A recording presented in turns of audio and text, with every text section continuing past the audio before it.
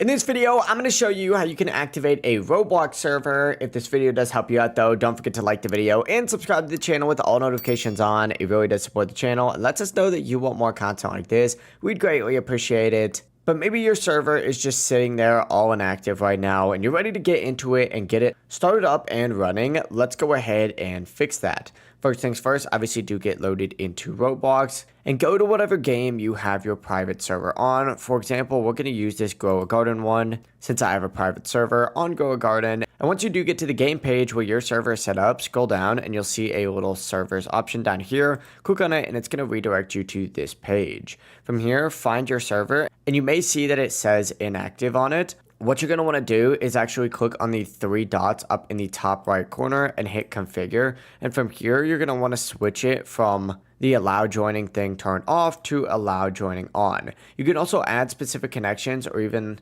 invite specific members. And after you do that, simply go ahead and go back and it's going to automatically refresh this page, or you can manually refresh it right here. And you'll see that that server is now going to be active. But that's it. Your Roblox server is now active and waiting for people to hop back in. Make sure you know who you're letting in. You don't want random sneaking in and playing with your server settings without asking first. That being said though, if this guide did help you out, make sure to like the video and subscribe to the channel with all notifications on. It really does help with the channel and lets us know that you want more content like this. We'd greatly appreciate it. Have a great rest of your day.